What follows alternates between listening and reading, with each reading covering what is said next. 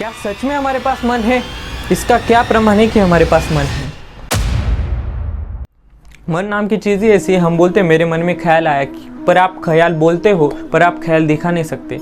मन है विचारों की भांति है, दिखता नहीं है पर भी नहीं।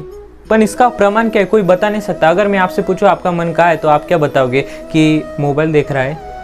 नहीं, आप प्रमाण ही नहीं कर सकते कि मेरा मन किधर है या मेरे पास मन है या नहीं है। बात इस बात की है कि मन चंचल है, मन ये है, मन वो है, सबको पता है, पर मन क्या है?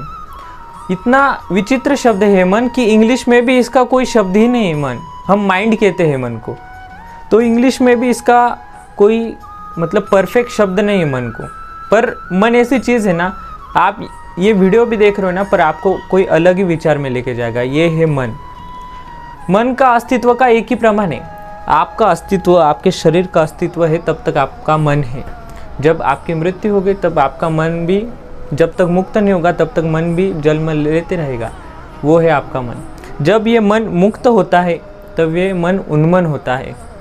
तब ये मन, हम मतलब मन और हम अलग है, ये बात समझ लो। मैंने ये कहा इसलिए आप कंफ्यूज मत हो जाओ, क्योंकि मन नाम की चीज़ और आप अलग अलग है। पर जब मनुष्य शरीर इस मन को मैं ही हूँ मन ये मान लेता है, तब तक ये बंधन में है। आपका दिमाग भले ही कंफ्यूज हो रहा है कि क्या बता रहा हूँ मैं, पर ध्यान से सुनो।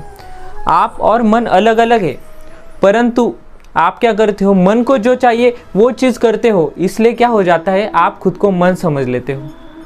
अस्तित्व में सबसे अच्छा क्या है कि हम मन है ही नहीं, हम भगवान का अंश है। और जहाँ भगवान है वहाँ मन बिल्कुल नहीं होता, जहाँ सद्गुरु होते वहाँ मन बिल्कुल भी नहीं होता। देखो, हम जो गुरु की बातें सुनते हैं, हम उन पर मतलब उनकी बातों को और हम आचरण नहीं करते, मतलब हमें बहुत मेहनत लगती है उनके विचारों को आचरण करने की, समझने की। क्यों मेहनत लगती? क्योंकि ये मन है ना, हमको डराता है उनके बारे में, हमको हमारे गुरु से अलग करने का मतलब दूर करने का प्रयास करता है, वो है मन। इसलिए मन का अस्तित्व है या नहीं इसके बारे में बाद में सोचो। पहले ये सोचो कि मन के गुलामी से कैसे बाहर आए, क्योंकि आप मन हो, ये चीज़, ये थिंकिंग, ये विचार मन से निकाल दो। मतलब मैंने आपको कहा कि आप मन हो, ये थिंकिंग अपने मन से निकाल दो। ऐसा क्यों कहा? क्योंकि आप और मन अलग अलग है। पहले ये सोचो, जब तक ये मन की मृत्यु नहीं होती तब तक उन्मन का जन्म नहीं होता। मन क्या है? जो मलिन होता रहेगा बाहर के संस्कार से। पर उन्मन क्या है? ये भगवान है, जो भगवान की स्फूर्ति, भगवान का द्वार है। हमें ये चाहिए, भगवान का द्वार चाहिए हमें, और भगवान का द्वार हमारा ये मन है।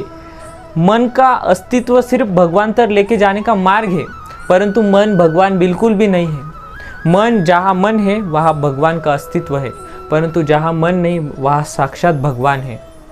इसलिए हमेशा याद रखो, यदि आपने गाना सुना होगा, मन के बहकावे में ना मन राह भुलाए, धम में डाले, मन के बहकावे मत आना।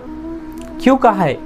क्योंकि मन भगवान से दूर जाने वाली चीज़ है, परंतु ध्यान देना, ये मन भगवान का द्वार भी है। उसको भक्ति में डुबा के रखना है और भगवान के पास जाना है। इसलिए ये ध्यान हमेशा दो कि मन भगवान का द्वार है। अगर उसको अच्छे संस्कार दिए और भक्ति में डुबाए तो भगवान का द्वार है, अगर बुरे संस्कार दिए तो वो नरक का द्वार है। ये बात हमेशा ध्यान रखो, और आपको पता चल ही गया होगा कि हमारे पास सच में मन है, परंतु मन और हम अलग अलग है। हम भगवान का अंश है, मन किसी का भी अंश नहीं है। सभी चीज़ें भगवान में विलीन होनी, भगवान से ही आनी है, परंतु हमें किधर, हमारा अस्तित्व क्या, हमारा उद्देश्य क्या है, हमारे जन्म का उद्देश्य क्या है, ये जानना कि मैं कौन हूँ, ये जाने बगैर अगर हम इस पृथ्वी से निकल गए तो हम पुनः पृथ्वी पर ही अवतार लेने वाले, जन्म लेने वाले हैं और इस चक्र में फंस जाने वाले हैं। इसलिए इससे अगर बाहर आना है तो अपने सद्गुरु से कहो कि मुझे मेरे भगवान से मिला दो, मुझे खुद से मिला दो। ध्यान साधना करो, भक्ति करो, अवश्य आप भगवान तक पहुँच पाओगे। धन्यवाद। राधे राधे।